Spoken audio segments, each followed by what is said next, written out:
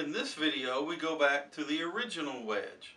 That is the wedge that instead of being 7 inches wide and 3.5 inches maximum thickness, is 6 inches wide and 3 inches maximum thickness, the original wedge.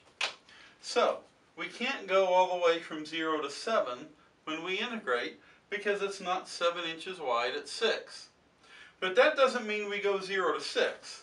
Because the wedge isn't sitting in here like this in the middle and cutting out only from the middle and leaving the outside. No, the bark is still on the outside. So that's still sitting there at 7. It's just that we only went in 6 inches. So 6 inches back from 7 means that we start here at 1 inch. So the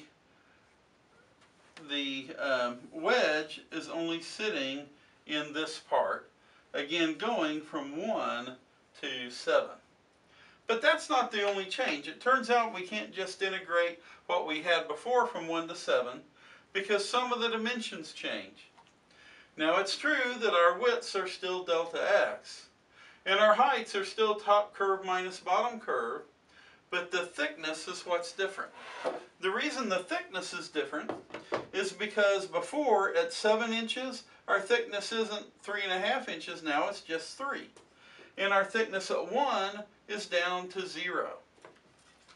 So therefore we have to change our thickness. So let's go back over and look again at our side view. The idea with a side view is that we have to start not at 3.5 inches on the outside thickness, but at 3 inches. And again, back at 1, we're down to 0. So how are we going then to find the thickness? Because it's not x over 2 for any value of x. It's shorter than that. But what happens is that this is a 1/2 inch shorter everywhere. Instead of being a 1/2 inch at 1, right, x over 2, it's 0. Instead of being 3.5, it's 3. So really, we have to just subtract a 1/2 inch from our x over 2, and we'll have the correct thickness at each value of x. So that means that our thickness now is x over 2 minus a 1/2. So what is our integral? Our integral then would be the integral from 1 to 7 of our cross-sectional area. Don't forget our formula says we integrate the cross-sectional area. Let's try to think of applying that. So what is our cross-sectional area? It's that height times the thickness. So we'll take our twice square root of 49 minus x squared that we had before, but our thickness is different. It's x over 2 minus a 1/2, and then we have dx.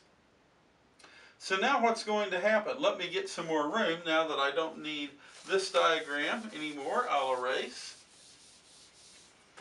And we'll come back over on this side. So we'll have integral from 1 to 7. I'll go ahead and multiply my 2 throughout the parentheses to get an x minus 1 times then the square root of 49 minus x squared dx. Now let's distribute this through so that you'll see we'll have integral from 1 to 7 of x square root of 49 minus x squared minus 1 times square root of 49 minus x squared dx. Now this integral is the one that you saw in the previous video that we could do by substitution. If you let u be what's underneath your square root, your du is a minus 2x dx. You've got your x, you just have to multiply and divide by minus 2 and go for it. And so you can do that one. But this one is different. On this one, you don't have your x in front of it to help you with your du. So substitution won't work. In fact, it turns out that the technique we need to do this one, we haven't learned yet. That's for later in our study of calculus when we study more antiderivative techniques or integration techniques. So that means that right now, additional techniques are needed, and we do not have the ability to find an antiderivative yet. So what do we do if we can't find an antiderivative? Well, that's where, of course, numerical integration comes in. We can integrate numerically in order to approximate. So it turns out that if we use Simpson's rule, with n equals 20, we'll get a very good approximation, and you'll see that our integral is approximately 79. And of course, we use our units of volume, so 79 cubic inches, since this is volume.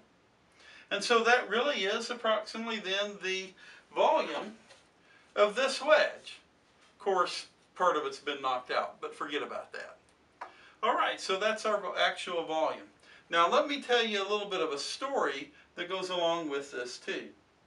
Another way to do this, of course, would be to have a big tub that's marked for volume on the side, and you put a lot of water in it to see what the level of the water is, and then you push this down into the water to see how much the water level rises. That would tell you the volume of the piece of wood. Now, I haven't actually done that to verify this, but the source of that method of using water is from Archimedes. And everyone should hear the story of Archimedes in figuring this out. What happened was that the king of wherever Archimedes was, the king of that area, had wanted a crown made and had given an artisan a lot of gold and silver, and then it came back with a crown. And the question was, is it really solidly silver and gold all the way through? Or did he put something else in? The weight was right, but you couldn't tell if gold and silver was on the inside. And without knowing the volume, you couldn't tell what the density of the crown was. And it was a very irregular shape. So he gave this task to Archimedes to figure this out. And the story goes that Archimedes was thinking about this story, and he went and he took a bath, and he sat down in the bathtub and noticed as he sat down that the water level was rising. And he goes, well, he didn't say aha, but he figured it out. He yelled, "Eureka!" which means I found it. And he got up and ran through the streets to tell the king, yelling "Eureka!" although he didn't pause to put his clothes on first.